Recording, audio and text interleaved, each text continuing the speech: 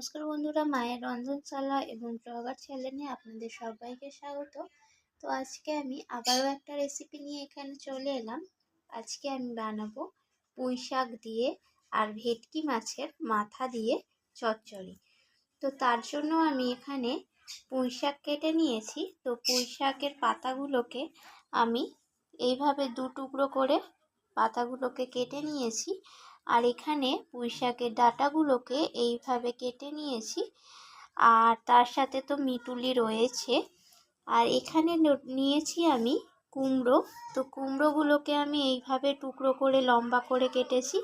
আর এখানে নিয়েছি আলু। তো আলুগুলোকেও এইভাবে টুকরো করে কেটে নিয়েছি। আর তার সাথে নিয়েছি আমি এখানে কিছুটা পেঁয়াজগুলোকে একটু মোটা মোটা করে আমি কেটে নিয়েছি। এখানে দুটো ছোট সাইজের পেঁয়াজকে আমি নিয়েছি এখানে কেটে। আর ভেটকি মাছের মাথাটা আমি একদম রান্নার সময় দেখিয়ে দেব। তো চলুন বেশি কথা না বলে রান্নাটা কিভাবে করছি সেটা দেখা যাক। তো আমি ভেটকি মাছের মাথাটা দেখুন এখানে লবণ আর হলুদ মাখিয়ে নিচ্ছি।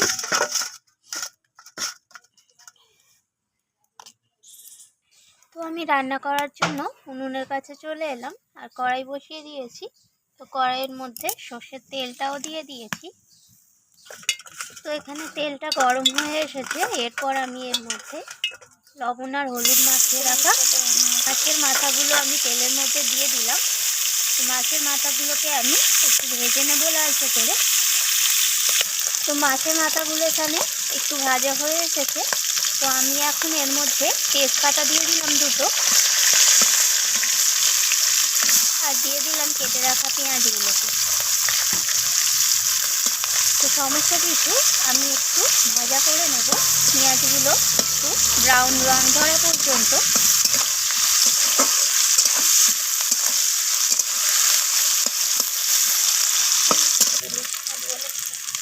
তো এখানে পেঁয়াজগুলো ব্রাউন রং ধরে দিয়েছে। তো আমি এখন এখানে দিয়ে দিলাম পুঁই শাকের ডাঁটাগুলোকে। ডাঁটা মিটুলি সমস্ত কিছু আমি একসাথে দিয়ে দিলাম।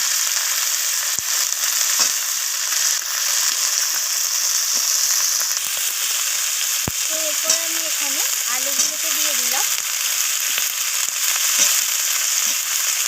তো সমস্ত কিছু এইভাবে নাড়াচাড়া করে নিচ্ছি, আমি নাড়াচাড়া করে ভেজে নিচ্ছি।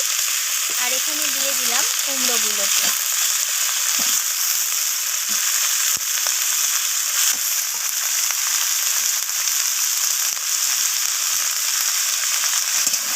তো সমস্ত কিছু আমি নাড়াচাড়া করে ভেজে নিচ্ছি। তো আমি এখানে মশলা অ্যাড করে দিলাম। প্রথমে দিলাম হলুদ গুঁড়ো প্রয়োজন মতো। আর দিয়ে দেবো ঝাল অনুযায়ী লাল লঙ্কার গুঁড়ো। আর দিয়ে দিলাম এখানে জিরে গুঁড়ো। তো সমস্ত কিছু মশলা নাড়াচাড়া করে আমি ভেজে নিচ্ছি সবজিগুলোর সাথে।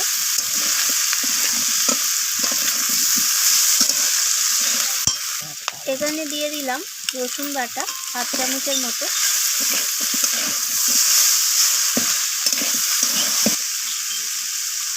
আর দিয়ে দিলাম হাফ চামচের মতো আদা বাটা।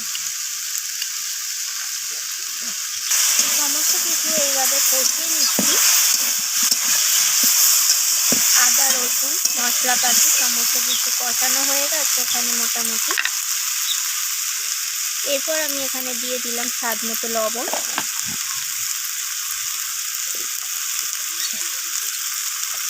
আর দিয়ে দেবো এখানে সামান্য পরিমাণ একটু চিনি স্বাদের ব্যালেন্স হওয়ার জন্য। সমস্ত কিছু আমি আবারও কষিয়ে নিচ্ছি। তো বেশ কিছুক্ষণ সময় নিয়ে সমস্ত কিছু একটু কষিয়ে নিতে হবে। দেখি যতক্ষণ কষানো হবে রান্নার স্বাদ এবং রং দুটোই ভালো আসবে।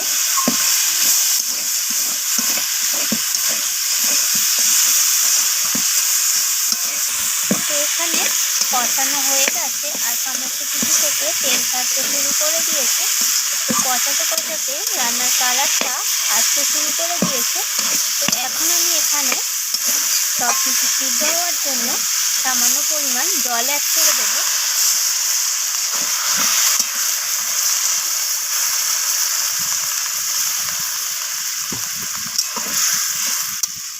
আমি এখানে দিয়ে দিলাম পুঁই শাকের পাতাগুলোকে। সমস্ত কিছু আবারও একটু নাড়াচাড়া করে নিচ্ছি।